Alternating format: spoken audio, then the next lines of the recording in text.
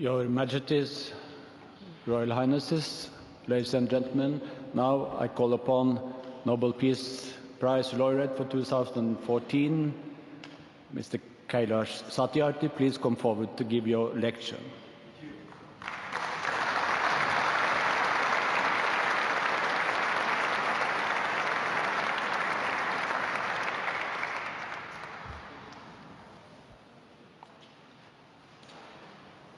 दुनिया भर के मेरे प्यारे बच्चों,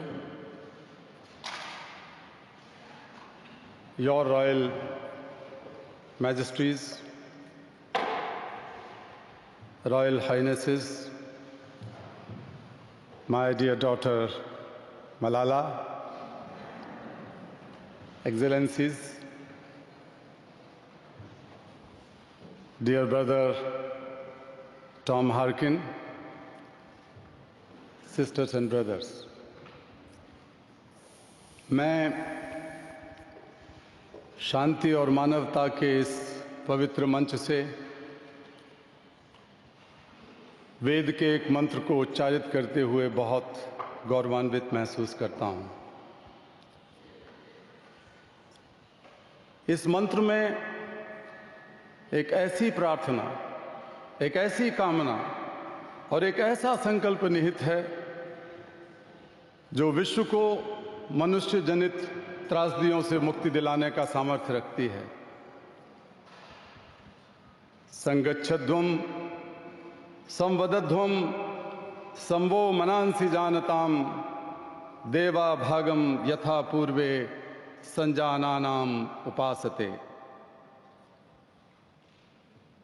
हम सभी साथ साथ चलें, आर्थिक तरक्की और विकास के रास्ते में दुनिया के दक्षिणी छोर से उत्तर तक और पूर्वी छोर से पश्चिम तक हम में से कोई भी पीछे ना रह जाए, हम में से कोई भी बिछुड़ ना पाए। हम सभी साथ साथ बोलें, साथ साथ चिंतन करें और साथ मिलकर एक ऐसे ज्ञान का सृजन करें जिससे समस्त विश्व का कल्याण हो सके।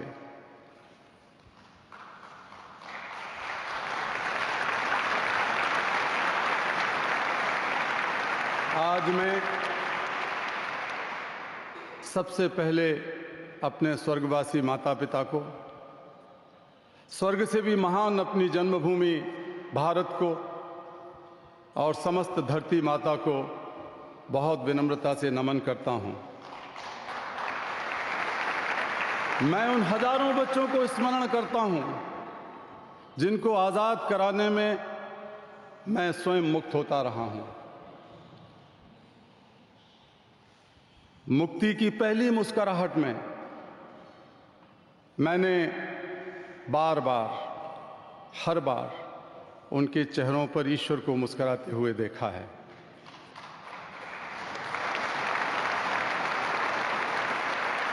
मैं इस सम्मान का सबसे बड़ा श्रेय अपने आंदोलन के शहीद कालू कुमार, धूमदास, आदर्श किशोर और पाकिस्तान के नन्हे शहीद इकबाल मसीह और ऐसे तमाम लोगों को देना चाहता हूं जिन्होंने बच्चों का बचपन लौटाने के लिए हंसते हंसते अपना सर्वोच्च बलिदान कर दिया।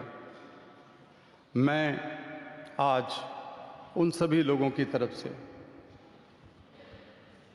दुनिया भर में बच्चों को आज़ादी और शिक्षा दिलाने में लगे तमाम कार्यकर्ताओं की तरफ से और मेरे समस्त देशवासी बहनों और भाइयों की ओर से बहुत विनम्रता से आपका यह पुरस्कार स्वीकार करता हूं।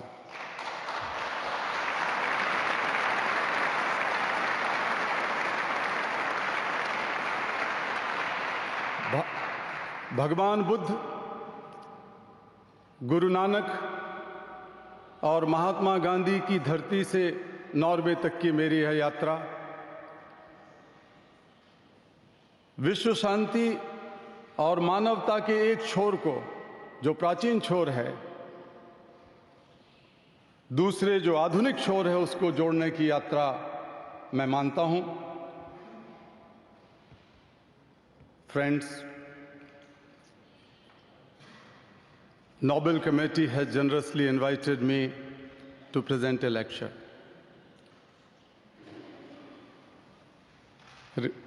Respectfully, I am unable to do that because I am representing here the sound of silence,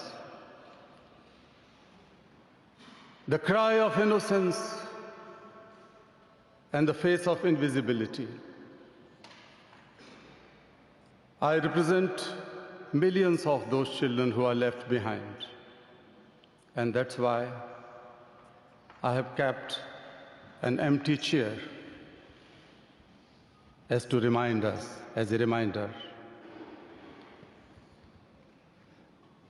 I have come here only to share the voices and dreams of our children, because they are all our children. I have looked into their frightened and exhausted eyes. I have held their injured bodies and I have felt their broken spirits. 20 years ago, in the foothills of the Himalayas, I met a small, skinny child laborer. He asked me, "Is the world so poor that it cannot give me a toy and a book instead of forcing me to take a gun or a tool?" I met a Sudanese child soldier. He was kidnapped by an extremist militia. As his first lesson, he was forced to kill his friends and family. He asked me, "What is my fault?" 12 years ago, a child mother from the streets of Colombia, trafficked, enslaved, raped, asked me this: "I've never had a dream. Can my child have one?" Friends, all the great religions teach us to care for our children. Jesus said, "Let the children come to me. Do not hinder them, for the kingdom of God belongs to them." Holy Quran says, "Kill not your children because of poverty." Friends, there is no greater violence than to deny the dreams of our children. Therefore, I refuse to accept that all the temples and mosques and churches and prayer houses have no place for the dreams of our children. I refuse to accept that the world is so poor when just 1 week of military expenditure can bring all the children to classrooms. I refuse to accept that all the laws and constitutions and police and judges are unable to protect our children. I refuse to accept that the shackles of slavery can ever be more stronger than the quest for freedom. I refuse to accept here.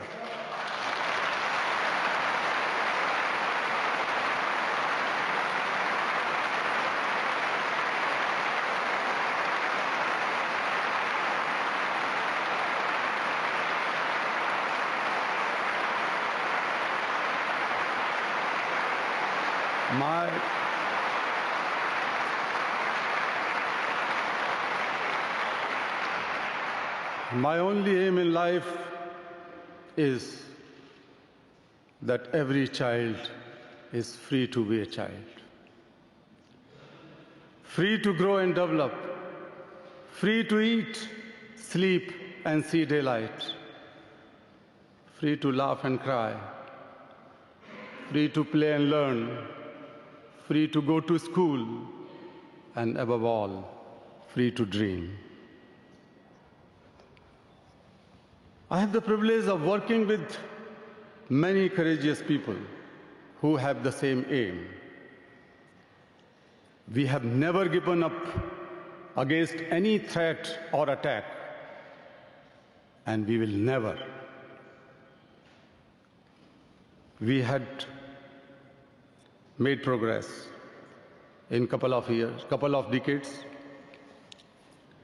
We have reduced the number of out-of-school children by half.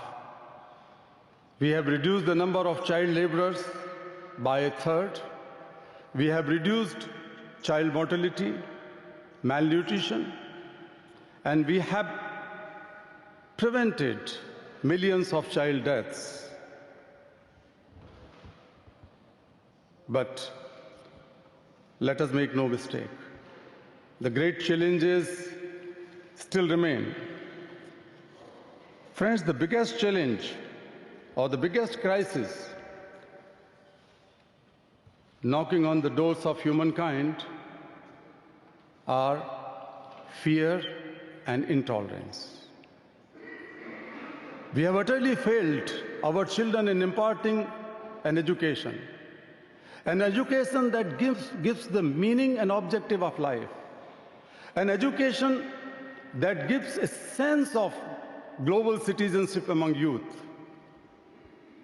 I'm afraid that the day is not very far when the cumulative result of all this failure will culminate in an unprecedented violence, and that will be suicidal for the humankind. Rights, security, hope can only be restored through education. Young people like Malala, I started calling her my daughter Malala, not just Malala. So my daughter Malala and other daughters, including Kainat, in fact 2 Kainats, and Shazia, and the daughters from Africa and from all over the world. They are rising up and choosing peace over violence, tolerance over extremism, and courage over fear. The solutions are emerging. But these solutions cannot be found in the deliberations, in conferences alone, and cannot be found in the prescriptions from a distance. They lie in small groups and local organizations and individuals who are confronting with the problems every day. Even if they remain unacknowledged, unrecognized, and unknown to the world, the solutions are with them.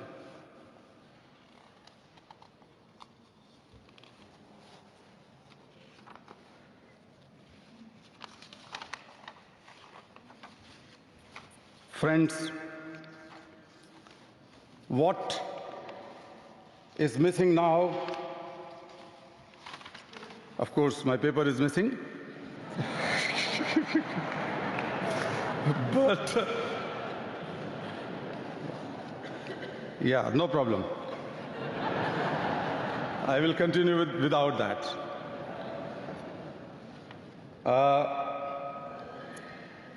We can do it.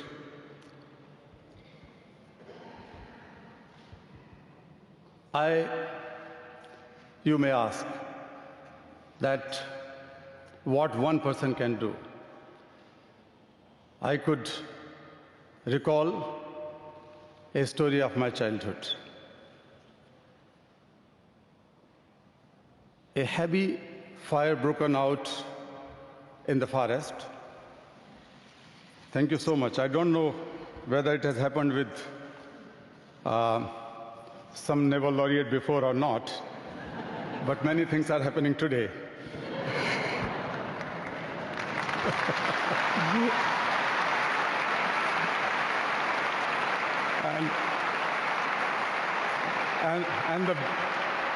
And the best thing happened that a young, courageous Pakistani girl has met an Indian father, and the Indian father met the Pakistani daughter. So I was telling you the story of my child, what I remember from my childhood. A heavy fire broken out in jungle, in forest. Everybody was running away, including lion, the king of forest. Suddenly he saw a bird rushing straight to the fire. He asked the bird, "What are you doing?" Bird said, "I am going to extinguish the fire." Lion laughed and said, "How can you do it? Keeping just one drop of water in your beak?" But the bird was adamant. She said, "I am doing my bit."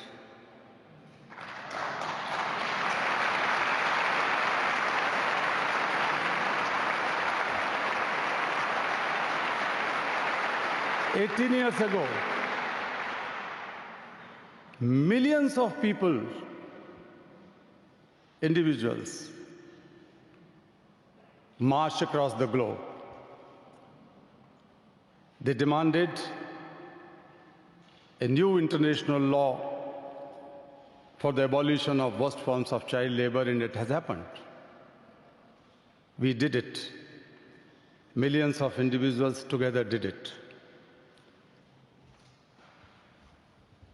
Friends, we live in an age of rapid globalization. We are connected through high-speed internet. We exchange our goods and services in one single global market. Thousands of flights every day connect us from one corner to another corner of the globe. But there is one serious disconnect, and that is the lack of compassion.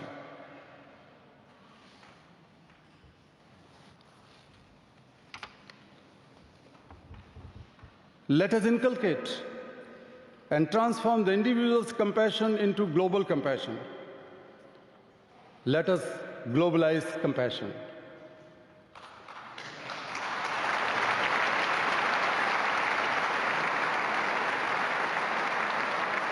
Mahatma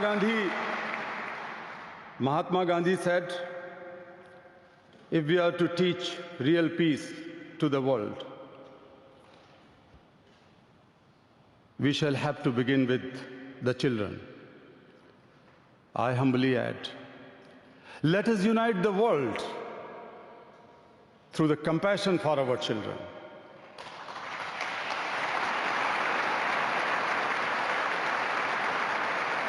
I ask, whose children are they who stitch footballs, yet never played with one? Whose children are they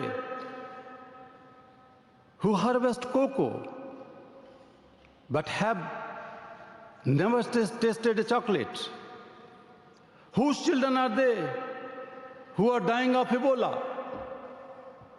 Whose children are they who are kidnapped and made hostage today?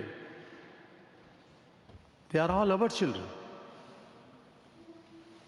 I remember an 8-year-old girl rescued from intergenerational forced labor, from a stone quarry. When she was sitting with me in my car, right after the rescue, she asked me, "Why did you not come early?"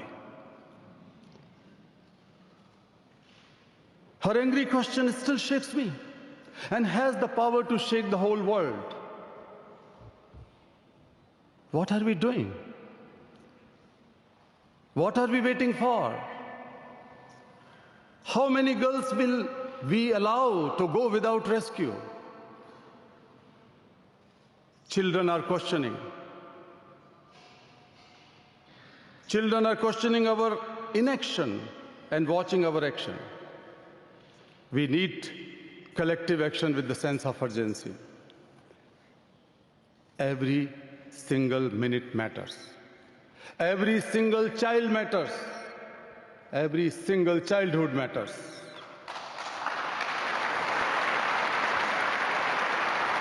Therefore,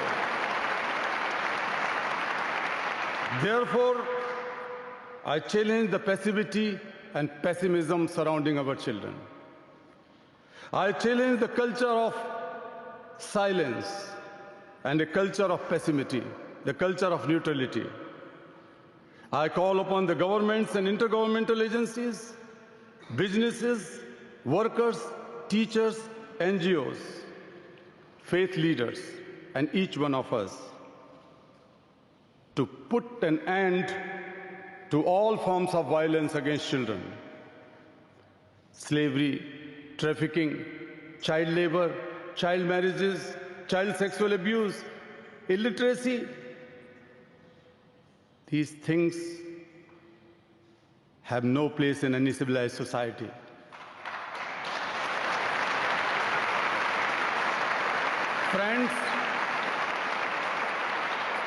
Friends, we can do this. Governments must make child-friendly policies and invest in education and young people. The businesses must be more responsible, accountable, and innovative, ready to innovative partnerships. Intergovernmental agencies must work together to accelerate action. Global civil society must rise above the business as usual and fragmented agendas. Faith leaders, institutions, and all of us must stand with our children. We must be bold, we must be ambitious, and we must have the will. We must keep our promises. Over 50 years ago, on the first day of my school, I met a boy, a cobbler boy, sitting outside the gate of my school. I asked to my teacher, why is he sitting outside? Why is he not with us in the classroom? He had no answer. One day I gathered all my courage and straight went to the father of that cobbler boy. And he said, "Sir, I have never thought about it. We are born to work." His answer made me angry, and it still makes me angry. As a child, I had a vision of tomorrow, a vision that a cobbler boy is sitting with me in my classroom. Now, the tomorrow has become today. I am today. You are today. Today is the time for every child to have the right to life, right to freedom, right to health, right to education, right to safety, right to dignity, right to equality, and right to peace.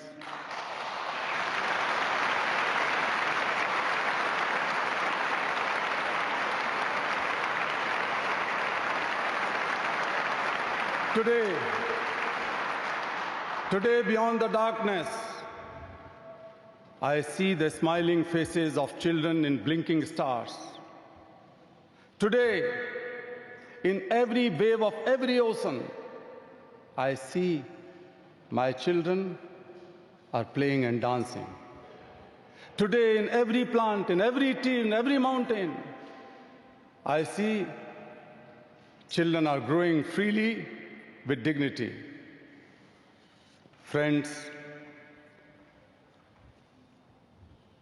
I want to see and feel this today inside you. My dear sisters and brothers, as I said, many interesting things are happening today. But may I request you to put your hand close to your heart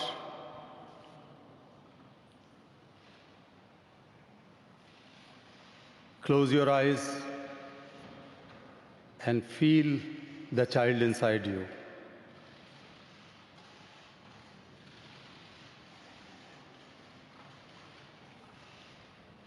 I am sure you can. Listen to that child. Listen, please.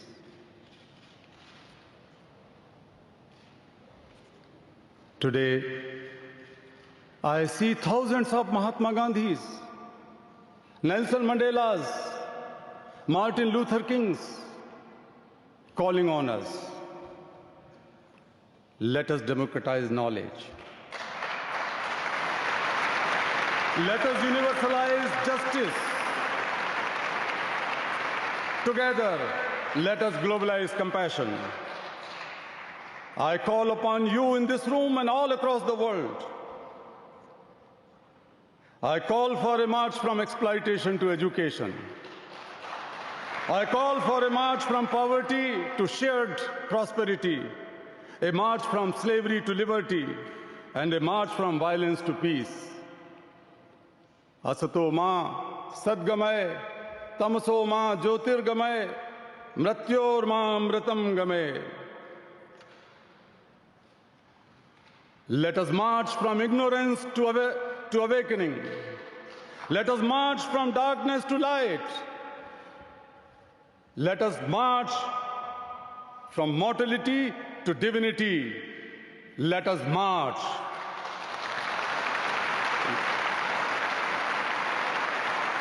Thank you. Thank you.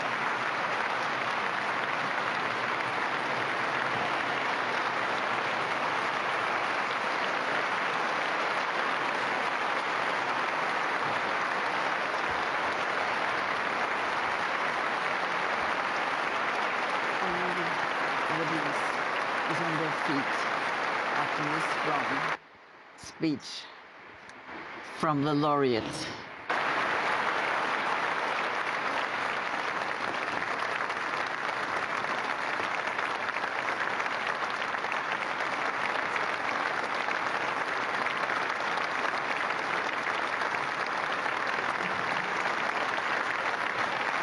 And after Kailash Satyarthi's speech, there will be music again. Sardar Ali Thakur.